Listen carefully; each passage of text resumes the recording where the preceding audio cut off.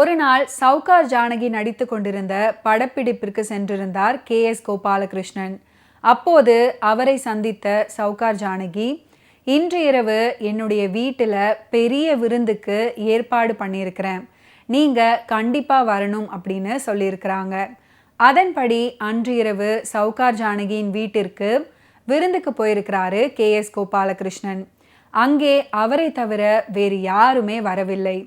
என்ன விருந்துக்கு யாருமே வரலையா அப்படின்னு அவர் கேட்க, உடனே தனது அறைக்கு சென்று சவுகார் ஜானகி ஒரு ஆள் உயர மாலையை எடுத்துக்கொண்டு வெளியே வந்தாங்க.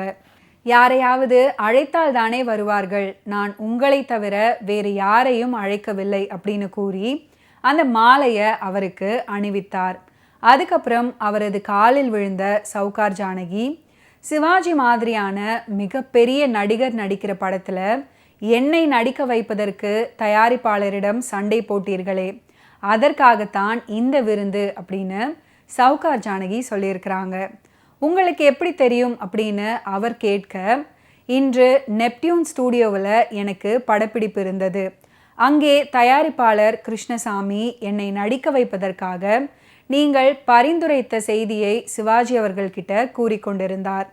படிக்காத மேதை படத்தில் பத்மினி, சாவித்ரி, சரோஜா தேவி ஆகியோரை போடலாம் அப்படின்னு சொல்லும்போது, சவுகார் ஜானகி நடித்தால்தான் சரியாக இருக்கும் அப்படின்னு நீங்கள் தான் சொல்லியதாக சிவாஜி அவர்களும் தயாரிப்பாளரும் பேசும்போது என் பணிப்பெண் கேட்டு என்கிட்ட சொல்லியிருக்கிறாங்க.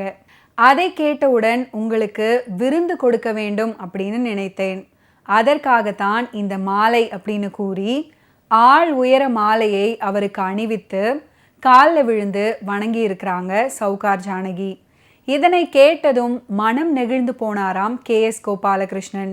இவ்வாறு தான் படிக்காத மேதை திரைப்படம் உருவானது. 1960ஆம் ஆண்டு பீம்சிங் இயக்கத்தில் சிவாஜி கணேசன் அவர்கள் நடித்து வெளியான படிக்காத மேதை படத்தில் இடம்பெற்ற பாடல் தான் ஒரே ஒரு ஊரிலே ஒரே ஒரு ராஜா, ஒரே ஒரு ராஜாவுக்கு ஒரே ஒரு ராணி. இந்த பாடலை TM சௌந்தரராஜன், சூலமங்கலம் ராஜலட்சுமி இணைந்து அற்புதமாக பாடியிருப்பாங்க. பாடலாசிரியர் கவிஞர் கண்ணதாசன், இசையமைப்பு திரை இசை திலகம் KV மகாதேவன். கதைகள் கூறியே மக்களுக்கு நல்வழி காட்டிய பாரத நாட்டில் ஒரே ஒரு ஊரிலே அப்படின்ற ஒரே ஒரு கதை பாட்டு ஒரே ஒரு தத்துவ காட்சியையா காட்டுகிறது. ஒரே தத்துவமயம்தானே இந்த பாடல். ஸ்ரீதரை போன்ற மிக பெரிய ஜாம்பவான்களாலும் சில நேரம் எந்த கதை வெற்றி பெறும் அப்படின்றத கணிக்க முடியாமல் போயிருக்கிறது. மக்களின் ரசனையை 100% துல்லியமாக யாருமே கணித்ததில்லை அப்படின்றதுக்கு இன்னொரு உதாரணம் படிக்காத மேதை.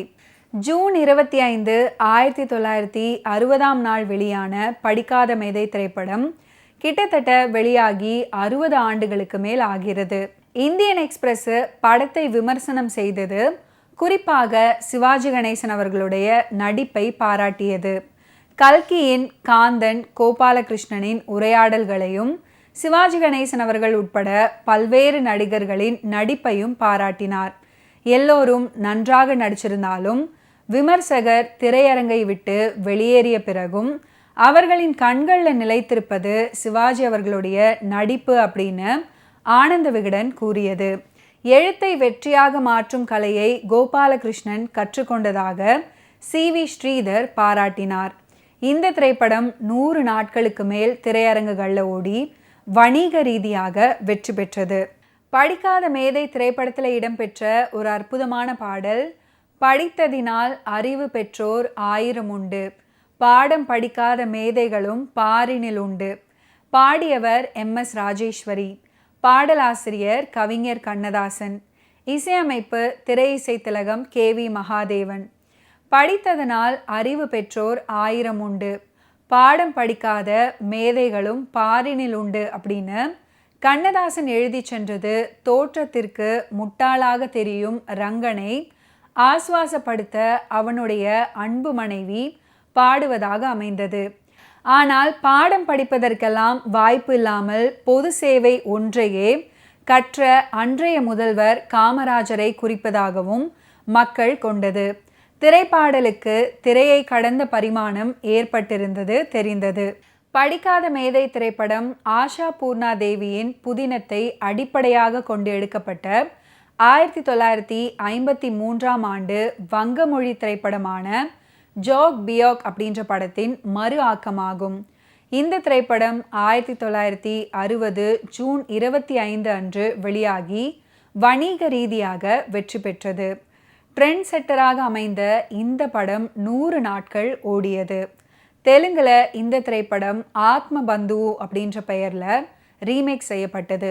தமிழில் நடித்த ரங்காராவும் கண்ணாம்பாவும் தெலுங்குலையும் நடிச்சிருந்தாங்க. ஹிந்தியில் மெஹர்பான் அப்படின்ற பெயரில் ரீமேக் ஆனது. தமிழில் இயக்கிய பீம்சிங் ஹிந்தியிலையும் இயக்குனார். அசோக் குமார், சுனில் தத் நடித்த இந்த திரைப்படத்தை ஏவிஎம் நிறுவனம் ப்ரொடியூஸ் பண்ணியிருந்தாங்க. ஓகே வியூவர்ஸ், இன்னைக்கு நிகழ்ச்சியில் நடிகர் திலகம் சிவாஜி கணேசன் அவர்களுடைய ஃபிலிம் கெரியரில் நடந்த பல இன்ட்ரெஸ்டிங்கான விஷயங்களை நீங்கள் பார்த்து தெரிஞ்சிருப்பீங்க. மீண்டும் அடுத்தடுத்த எபிசோட்ஸில் சந்திப்போம். நன்றி, வணக்கம்.